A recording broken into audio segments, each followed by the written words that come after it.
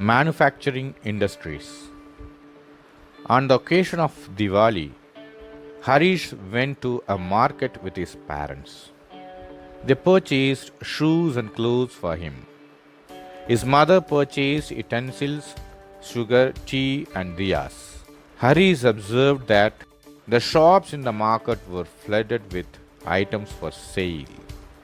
He wondered how so many items could be made in such large quantities. His father explained that shoes, clothes, sugar, etc. are manufactured by machines in large industries. Some utensils are manufactured in small industries, while items like diyas are made by individual artisans in household industry. Do you have same ideas about these industries? Production of goods in large quantities after processing from raw materials to more valuable products is called manufacturing. Do you know that paper is manufactured from wood, sugar from sugarcane, iron and steel from iron ore, and aluminium from bauxite? Do you also know that some types of clothes are manufactured from yarn, which itself is an industrial product? People employed in the secondary activities manufacture the primary materials into finished goods. The workers employed in steel factories, car breweries, textile industries, bakeries, etc. fall into this category. Some people are employed in providing services. In this chapter, we are mainly concerned with manufacturing industries which fall in the secondary sector. The economic strength of a country is measured by the development of manufacturing industries. Importance of manufacturing.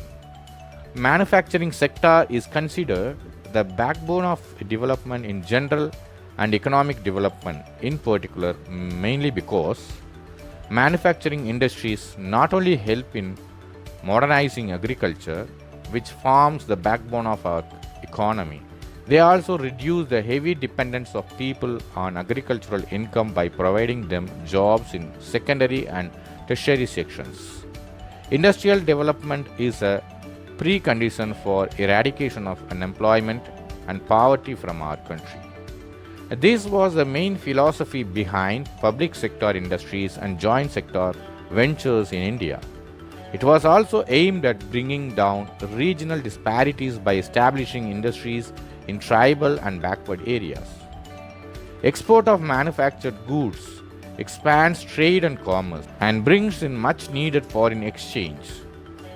Countries that transform their raw materials into a wide variety of finished goods of higher value are prosperous.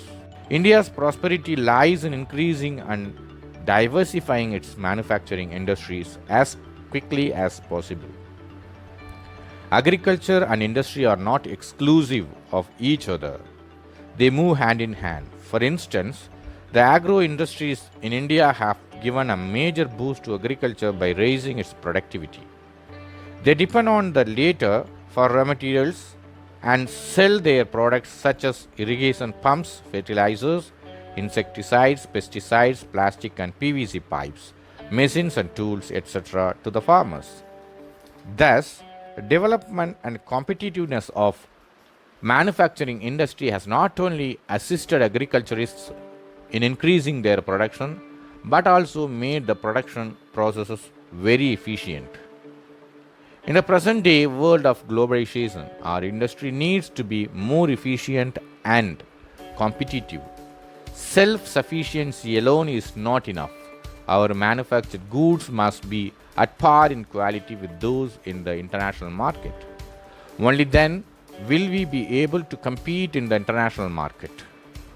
Contribution of industry to national economy.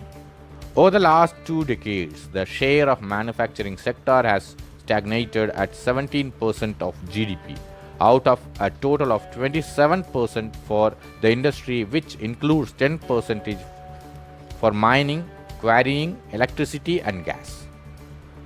This is much lower in comparison to same East Asian companies, where it is 25 to 35%.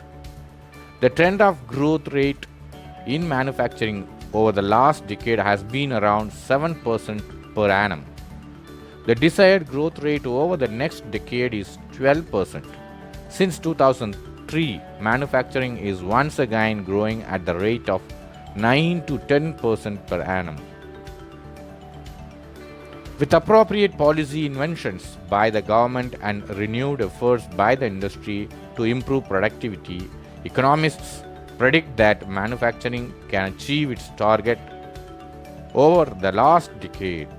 The National Manufacturing Competitiveness Council (NMCC) has been set up with this objective. Industrial location. Industrial locations are complex in nature. These are influenced by availability of raw material, labor, capital, power and market, etc. It is rarely possible to find all these factors available at one place. Consequently, manufacturing activity tends to locate at the most appropriate place where all the factors of industrial location are either available or can be arranged at lower cost. After an industrial activity starts, urbanization follows. Sometimes industries are located in or near the cities. Thus, industrialization and urbanization go hand in hand. Cities provide markets and also provide services such as banking, insurance, transport, labor, consultants and financial advice, etc. to the industry. Many industries learn to come together to make use of the advantages offered by the urban centers known as agglomeration economies. Gradually, a large industrial agglomeration takes place. In the pre-independence period, most manufacturing units were located in places from the point of view of overseas trade such as Mumbai, Kolkata, Chennai, etc. Consequently, there emerged certain pockets of industrially developed urban centers surrounded by a huge agricultural rural hinterland. The key to decision of the factory location is the least cost. Government policies and specialized labor also influence the location of industry. Classification of industries. List the various manufactured products you use in your daily life, such as transistors, electric bulbs, vegetable oils, cement, glassware, petrol, matches, scooters, automobiles, medicines, and so on. If we classify the various industries based on a particular criterion, then we would be able to understand their manufacturing better. Industries may be classified as follows on the basis of source of raw materials used. Agro-based: cotton, woolen, jute, silk, textile, rubber and sugar, tea, coffee, edible oil. Mineral-based: iron and steel, cement, aluminium, machine tools, petrochemicals. According to their main role, basic or key industries are those which supply their products as raw materials to manufacture other goods. Example: iron and steel and copper smelting, aluminium smelting. Consumer industries that produce goods for direct use by consumers: sugar, toothpaste, paper, sieving machines, fans, etc. On the basis of a capital investment, a small-scale industry is defined with reference to the maximum investment allowed on the assets of a unit. This limit has changed over a period of time. At present, the maximum investment allowed is Rs 1 crore on the basis of ownership. Public sector owned and separated by government agencies, BHEL, SAIL, etc. Private sector industries owned and operated by individuals or a group of individuals, TISCO, Bajaj Auto Limited, Dabur Industries. Joint sectors which are jointly run by the state and individuals or a group of individuals. Oil India Limited, OIL, is jointly owned by public and private sector. Cooperative sector industries are owned and operated by the producers, or suppliers of raw materials. Workers are both. They pool in the resources and share the profits or losses proportionately. Such examples are the sugar industry in Maharashtra, the coir industry in Kerala. Based on the bulk and weight of raw material and finished goods. Heavy industries such as iron and steel. Light industries that use light raw materials and produce light goods such as electrical goods industries.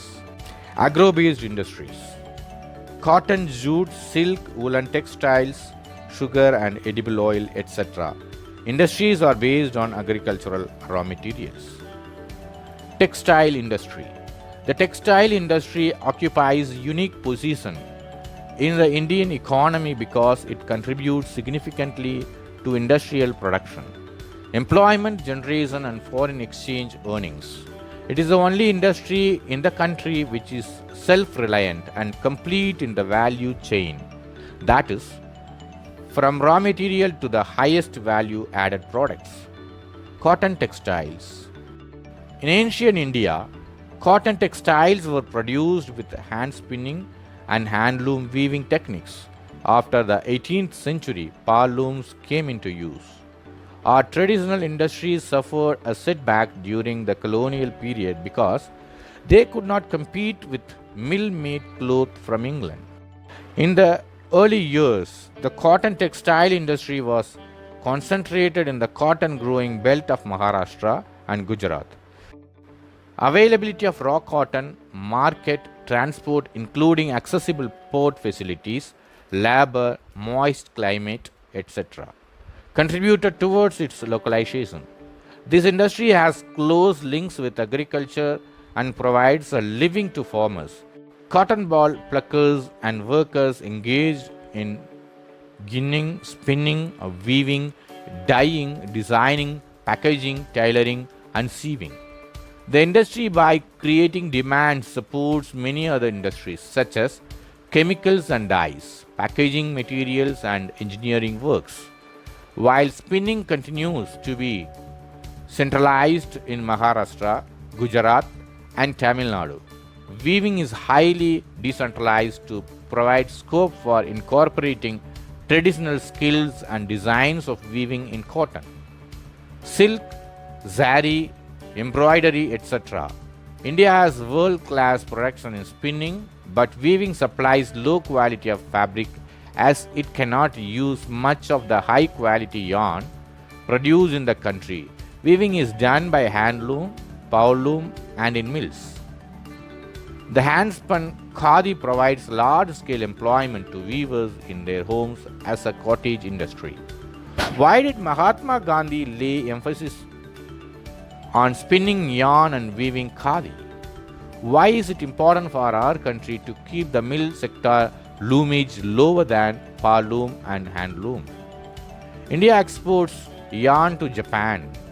Other importers of cotton goods from India are USA, UK, Russia, France, East European countries, Nepal, Singapore, Sri Lanka, and African countries.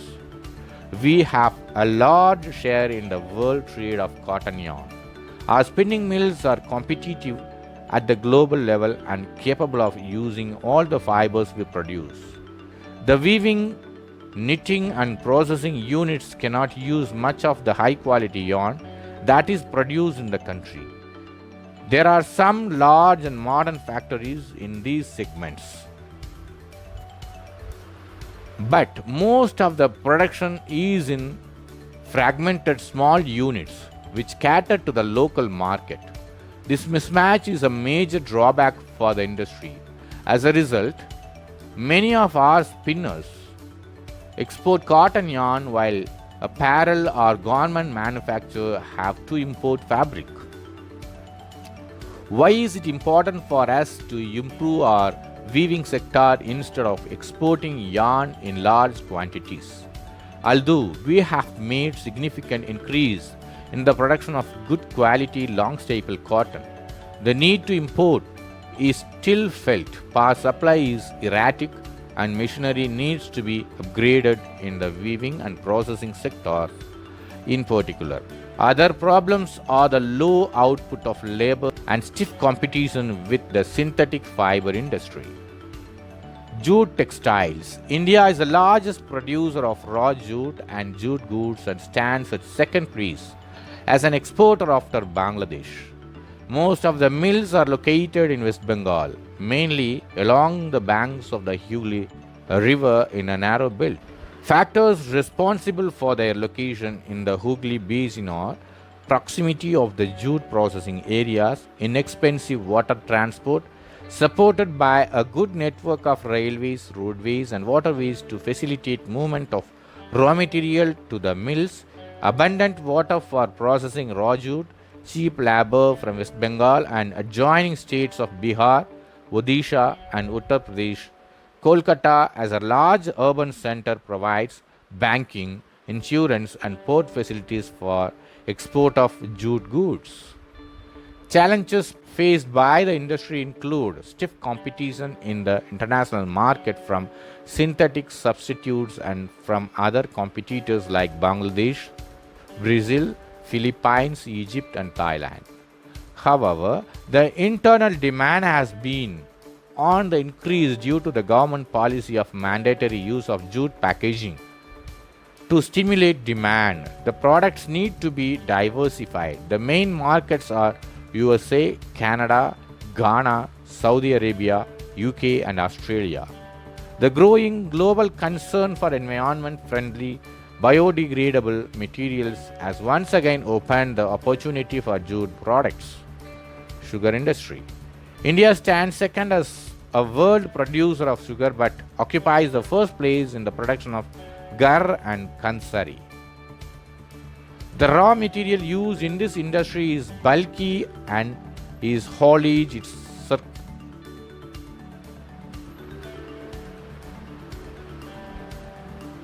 and in haulage its sucrose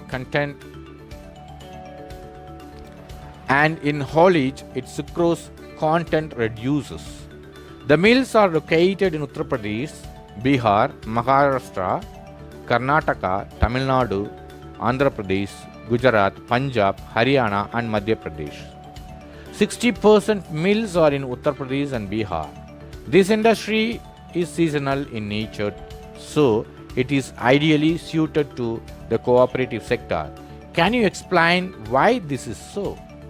In recent years, there is a tendency for the mills to shift and concentrate in the southern and western states, especially in Maharashtra. This is because the cane produced here has a higher sucrose content.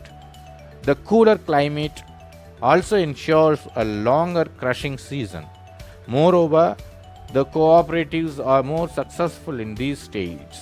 Major challenges include the seasonal nature of the industry, old and insufficient methods of production, transport delay in reaching cane to factories, and the need to maximize the use of bagasse. Mineral-based industries. Industries that use minerals and metals as raw materials are called mineral-based industries. Can you name some industries that would fall in this category? Iron and steel industry. The iron and steel industry is the basic industry since all the other industries, heavy, medium, and light, depend on it for their machinery. Steel is needed to manufacture a variety of engineering goods, construction material, defense, medical, telephonic, scientific equipment, and a variety of consumer goods. Production and consumption of steel is often regarded as the index of a country's development. Iron and steel is a heavy industry because all the raw materials as well as finished goods are heavy and bulky, entailing heavy transportation costs. Iron ore, coking coal, and limestone are required in the ratio of approximately 4:2:1. Some quantities of manganese are also required to harden the steel. Where should the steel plants be ideally located? Remember that the finished products also need an efficient transport network for their distribution to the markets and consumers. In 2016, with 95.5 million tons of crude steel production, India ranked third among the world crude steel producers. It is the largest producer of sponge iron. In 2016, per capita consumption of steel in the country was only around 63 kg per annum against the world average of 2008 kg.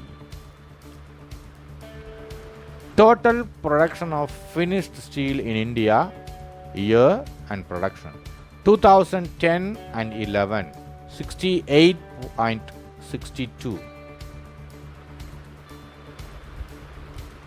Total production of finished steel in India year production in metric tons per annum 2010-11 68.62, 2011-12 75.70, 2012-13 81.68, 2013-14 87.67, 2014-15 92.16, 2015-16 91.00, 2016-17 101.3.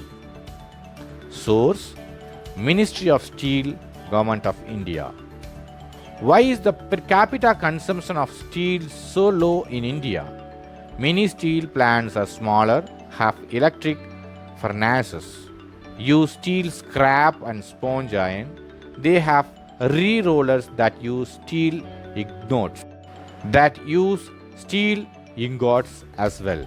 They produce mild and alloy steel of given specifications. An integrated steel plant is large, handles everything in one complex, from putting together raw material to steel making, rolling and shaping. Most of the public sector undertakings market their steel through Steel Authority of India Limited (SAIL). In the 1950s, China and India produced almost the same quantity of steel. Today, China is the largest producer of steel. China is also the world's largest consumer of steel. Chota Nagpur Plateau region has the maximum concentration of iron and steel industries. It is largely because of the relative advantages this region has for the development of this industry. These include low cost of iron ore, high grade raw materials in proximity, cheap labor and vast growth potential in the home market. Though India is an important iron and steel producing country in the world, yet we are not able to perform to our full potential largely due to A. High costs and limited availability of coking coal. B. Lower productivity of labor. C. Irregular supply of energy. And D. Poor infrastructure. We also import good quality steel from other countries. However, the overall production of steel is sufficient to meet our domestic demand. Liberalization and foreign direct investment have given a boost to the industry with the efforts of private entrepreneurs. There is a need to allocate resources for research and development to produce steel more competitively. Aluminium smelting. Aluminium smelting is the second most important metallurgical industry in India. It is light, resistant to corrosion, a good conductor of heat, malleable and becomes strong when it is mixed with other metals. It is used to manufacture aircraft, utensils and wires. It has gained popularity as a substitute of steel, copper, zinc and lead in a number of industries. Aluminium smelting plants in the country are located in Odisha, West Bengal, Kerala, Uttar Pradesh, Chhattisgarh, Maharashtra and Tamil Nadu. Bauxite. The raw material used in the smelters is a very bulky, dark reddish colored rock. The flow chart given below shows the process of manufacturing aluminium. Regular supply of electricity and an assured source of raw material at minimum cost are the two prime factors for location of the industry. Chemical industries. The chemical industry in India is fast growing and diversifying. It comprises both large and small scale manufacturing units. Rapid growth has been recorded in both inorganic and organic sectors.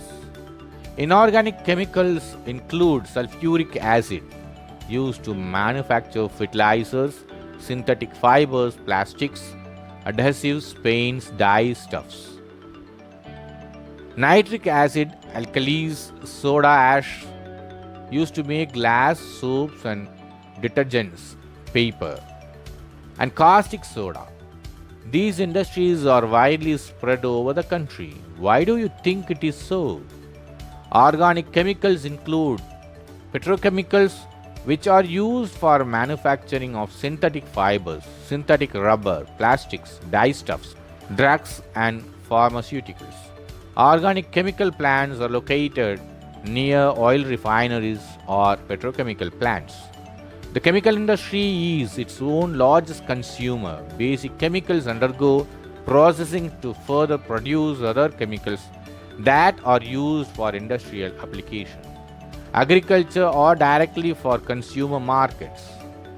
Make a list of the products you are aware of. Fertilizer industry. The fertilizer industry is centered around the production of nitrogenous fertilizers, mainly urea, phosphatic fertilizers, and ammonium phosphate (DAP), and complex fertilizers which have a combination of nitrogen, phosphate, and potash. The third, that is potash, is entirely imported as the country does not have any reserves of commercially usable potash or potassium compounds in any form. After the Green Revolution, the industry expanded to several other parts of the country. Gujarat, Tamil Nadu, Uttar Pradesh, Punjab, and Kerala contribute towards half of the fertilizer production. Other significant producers are Andhra Pradesh, Odisha, Rajasthan, Bihar, Maharashtra, Assam, West Bengal, Goa, Delhi, Madhya Pradesh, and Karnataka. Cement industry. Cement is essential for construction activities such as building houses, factories, bridges, roads, airports, dams, and for other commercial establishments. This industry requires bulky and heavy raw materials like limestone, silica, and gypsum. Coal and electric power are needed apart from rail transportation. The industry has strategically located plants in Gujarat that have suitable access to the market in the Gulf countries. The first cement plant was set up in Chennai in 1904. After independence, the industry expanded. Improvement in the quality has found the produce a readily available market in East Asia, Middle East, Africa, and South Asia, apart from a large demand within the country. This industry is doing well in terms of production as well as export. Efforts are being made to generate adequate domestic demand and supply in order to sustain this industry. Automobile industry. Automobiles provide vehicle for quick transport of goods, services, and passengers. Trucks, buses, cars, motorcycles, scooters, three-wheelers, and multi-utility vehicles are manufactured in India at various centers after the liberalization. The coming in of new and contemporary models stimulated the demand for vehicles in the market, which led to the healthy growth of the industry, including passenger cars, two and three-wheelers. The industry is located around Delhi, Gurugram, Mumbai, Pune, Chennai, Kolkata, Lucknow, Indore, Hyderabad, Jamshedpur, and Bengaluru. Information technology and electronics industry. The electronics industry covers a wide range of products from transistor set to television, telephones, cellular telecom, telephone exchange, radars, computers, and many other equipments required by the telecommunication industry. Bengaluru has emerged as the electronic capital of India. Other important centers for electronic goods are Mumbai, Delhi, Hyderabad, Pune, Chennai, Kolkata, Lucknow, and Coimbatore. The major industry concentration is at Bengaluru, Noida, Mumbai, Chennai, Hyderabad, and Pune. A major impact of this industry has been on employment generation. The continuing growth in the hardware and software is the key to the success of IT industry in India. Industrial pollution and environmental degradation. Although industries contribute significantly to India's economic growth and development, the increase in pollution of land, water, air, noise, and resulting degradation of environment that they have caused cannot be overlooked. Industries are responsible for four types of pollution: A. Air, B. Water, C. Land, and B. Noise. The polluting industries also include thermal power plants. Air pollution is caused by the presence of high proportion of undesirable gases such as sulfur dioxide and carbon monoxide. Airborne particulate materials contain both solid and liquid particles like dust, sprays, mist, and smoke. Smoke is emitted by chemical and paper factories, brick kilns, refineries, and smelting plants, and burning of fossil fuels in big and small factories that ignore pollution norms. Toxic gas leaks can be very hazardous with long term effects. Are you aware of the Bhopal gas tragedy that occurred? Air pollution adversely affects human health, animals, plants, buildings, and the atmosphere as a whole. Water pollution is caused by the organic and inorganic industrial wastes and effluents discharged into rivers. The main culprits in this regard are paper, pulp, chemical, textile, and dyeing, petroleum refineries, tanneries, and electroplating industries that let out dyes, detergents, acids, salts, and heavy metals like lead and mercury, pesticides, fertilizers, synthetic chemicals with carbon, plastics, and rubber, etc., into the water bodies. Fly ash, phosphogypsum, and iron and steel slags are the major solid wastes in India. Thermal pollution of water occurs when hot water from factories and thermal plants is drained into rivers and ponds before cooling. What would be the effect on aquatic life? Waste from nuclear power plants, nuclear and weapon production facilities cause cancers, birth defects, and miscarriages. Soil and water pollution are closely related. Dumping of waste, especially glass, harmful chemicals, industrial effluents, packaging salts, and garbage renders the soil useless. Rainwater percolates to the soil, carrying the pollutants to the ground, and the groundwater also gets contaminated. Noise pollution not only results in irritation and anger, it can also cause hearing impairment, increased heart rate, and blood pressure, among other physiological effects. Unwanted sound is an irritant and a source of stress. Industrial and construction activities, machinery, factory equipment, generators, saws, and pneumatic and electric drills also make a lot of noise. Control of environmental degradation.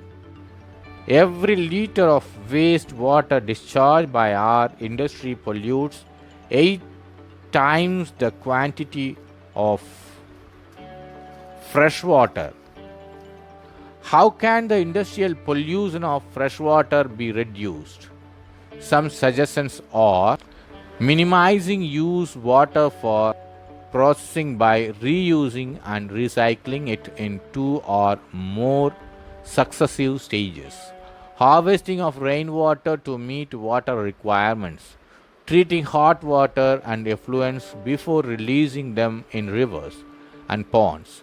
Treatment of industrial effluents can be done in 3 phases. Primary treatment by mechanical means. This involves screening, grinding, flocculation, and sedimentation. Secondary treatment by biological process. Tertiary treatment by biological, chemical, and physical processes. This involves recycling of wastewater. Overdrawing of groundwater reserves by industry where there is a threat to groundwater resources also needs to be regulated legally. Particulate matter in the air can be reduced by fitting smokestacks to factories with electrostatic precipitators, fabric filters, scrubbers, and inertial separators.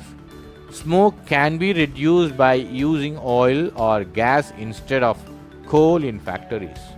Machinery and equipment can be used and generators should be fitted with silencers. Almost all machinery can be redesigned to increase energy efficiency and reduce noise.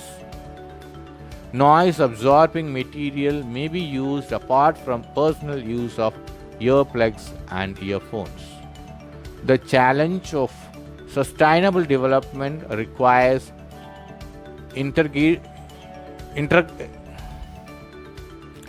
the challenge of sustainable development requires integration of economic development with environmental concerns.